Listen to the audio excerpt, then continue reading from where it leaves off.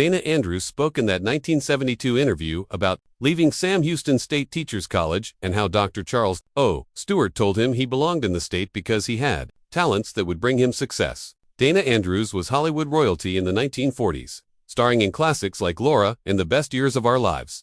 But in 1972, a routine TV interview went wrong. What he said on live television shocked the industry, and within 24 hours, his phone stopped ringing, studios blacklisted him, and his agent dropped him. The footage was buried for decades, but has now resurfaced. He was born Carver Dana Andrews on January 1, 1909, in a tiny Mississippi town that doesn't exist anymore. Third of 13 kids, his father, Charles Forrest Andrews, was a Baptist preacher constantly moving from one pulpit to another, while his mother, Annie Speed, raised the children. The family moved through Mississippi, Texas, Kentucky, before settling in Huntsville, Texas. Dana attended Sam Houston State but spent his childhood picking cotton and doing hard labor. His father preached against sin, alcohol, and temptation but privately drank and fought his own vices, a hypocrisy that shaped Dana's understanding of the world and the authority figures he later played. He tried studying business but dropped out in 1929 when money ran out. He worked at Guilfoyle in Austin but felt trapped and hitchhiked to Los Angeles in 1931 with $40. He survived on ditch, orange picking, gas station work until a gas station owner offered to invest in his dreams. Paying $50 a week for voice lessons, he trained hard, applied twice to the Pasadena Playhouse, rejected both times, kept pumping gas, and then tragically lost his wife, Janet Murray, in 1935, just after giving birth to their son David. That same year, the Playhouse accepted him. He performed over 70 plays between 1935 and 1938 until a talent scout recommended him to Samuel Goldwyn, who signed him in 1938 for $150 a week. Goldwyn made him train for a year while he still drove buses and dug ditches, until his first uncredited film role in 1940. His breakout came with The Westerner, where a lynching scene grabbed critics' attention. Roles followed: Lucky Cisco Kid, Sailor's Lady, Tobacco Road. Then, in 1941, Dana refused to work without a raise, and Goldwyn sued him for $50,000, burying him in B-movies like Swamp Water. Still, Dana pushed through. Ball of Fire in 1941 showed his dangerous charisma, but rumors of heavy drinking began. His wife had died young, pressure was rising, and studios whispered about him. By 1943, in Crash Dive, he played a naval commander with real submarines on location, giving the role weight and realism. The Oxbow incident the same year featured him as Donald Martin, a man wrongly accused and lynched. His performance was heartbreaking. He narrated December 7th as the ghost of a sailor killed at Pearl Harbor, and the short earned an Oscar. In Wing and a Prayer, he portrayed a carrier officer with restrained intensity, but alcohol was tightening its hold. Arrested in 1944 drunk driving, he continued drinking through shoots and disappearing at night. In 1944, he starred in Laura as Detective Mark McPherson, becoming immortalized in film noir history. The theme by David Raksin became iconic. In Fallen Angel 1945, he played Eric Stanton in a darker, more troubled role. Behind the scenes, tensions ran high, and Alice Faye left Hollywood for 16 years after her scenes were cut. Dana's image deepened as a man carrying emotional weight. The Best Years of Our Lives, 1946, cemented him as Fred Derry, a veteran broken by war, in a film that earned 7 Oscars. In Daisy Kenyon, 1947, his performance as Dan O'Mara reflected his own marital struggles. In Boomerang, he played a prosecutor fighting corruption. In The Iron Curtain, 1948, he played Soviet defector Igor Gazenko, capturing the paranoia of the early Cold War. Deep Waters showed him as a fisherman with a tender side, but behind the scenes, his drinking worsened, with arrests and studio complaints. By 1950, on Where the Sidewalk Ends, he was collapsing during takes, showing up late or not at all, causing production delays costing nearly $1.5 million.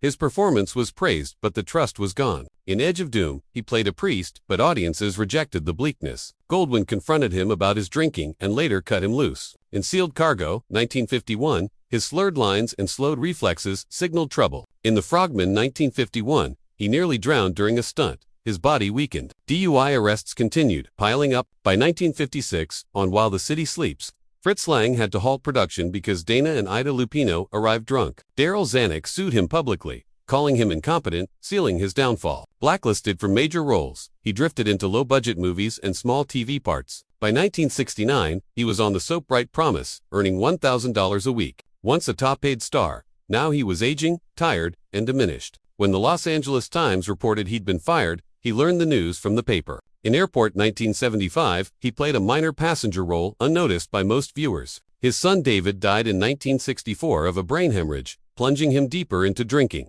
His lines in Airport felt hollow, like a man's surviving grief. By 1968, his marriage nearly collapsed. His wife Mary Todd sent him to the Institute of Living in Hartford for 2 months, where he finally confronted his alcoholism. He had already lost roles like Spartacus to others. After his son's death, he tried to take his own life by swallowing pills, but survived when Mary found him. Tabloids documented his fights and collapses. Burt Lancaster distanced himself. Dana's name became a cautionary tale. Then, in 1972, he appeared in a PSA, saying, "I'm Dana Andrews, and I am an alcoholic."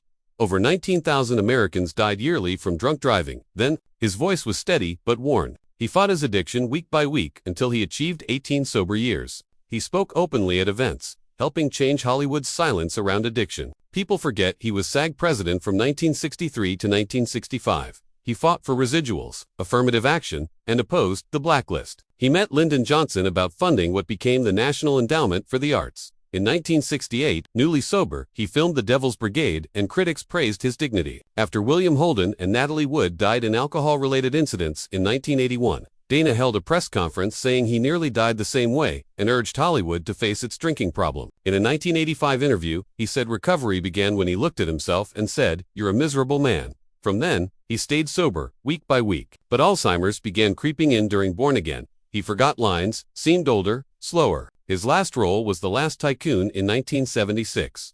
By the 1980s, he lived in the French Center for Alzheimer's in Los Alamos. Burt Lancaster visited in 1984 and suffered a stroke during the visit. By 1989, Dana was silent. He died on December 17, 1992, at age 83, from pneumonia and heart failure. After his death, diaries revealed over 40 DUI arrests hidden by studios. Goldwyn's fixers paid off police and buried reports. He often slept in his car after binges before walking onto set, pretending to be fine. Hollywood protected his image, but the cost was invisible. Through it all, his family stayed.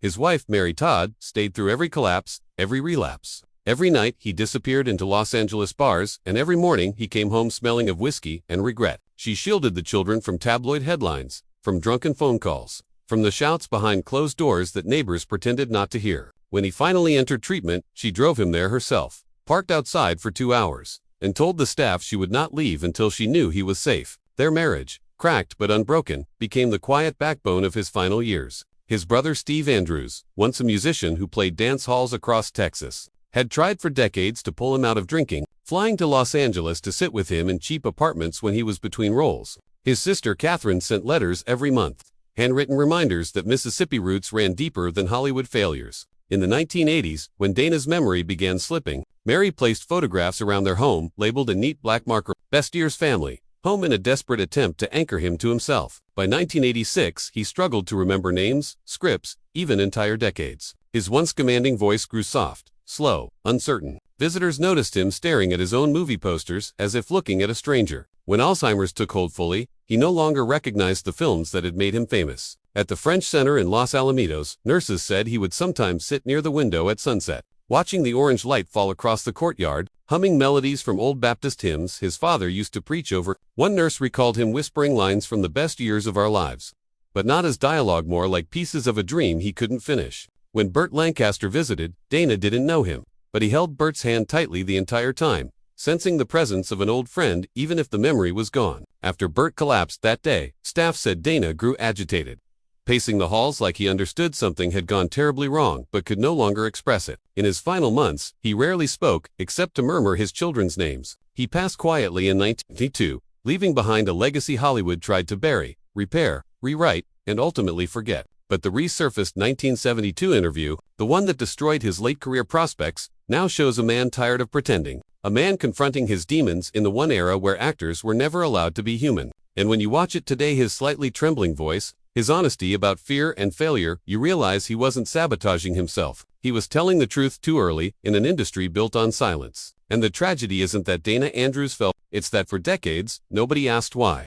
The scandal around the lost interview footage grew years after his death, when a young archivist at a local station discovered a mislabeled tape shoved behind old reels of weather broadcasts. It was the 1972 appearance that changed everything, raw and unedited, showing Dana, leaning forward in his chair, eyes shadowed, voice cracking as he spoke about the loneliness of fame and the quiet terror of waking up each morning wondering if today was the day his career would finally crumble. The industry had claimed he rambled drunkenly, that he insulted producers, that he slandered the studio system. But the tape told a different story. He wasn't erratic, he was exhausted. Brutally honest, in a time when Hollywood demanded polished lies, he talked about being pushed into roles he hated, about being surrounded by men who drank harder than he did, covered for each other, paid off cops, buried arrests, and then pointed to him when something needed blaming. He mentioned a studio executive who told him, "Your job is to be quiet, handsome, and useful, nothing more." A line that made the interview host sitting across from him shift uncomfortably and try to steer the conversation back to safe territory. But Dana kept going,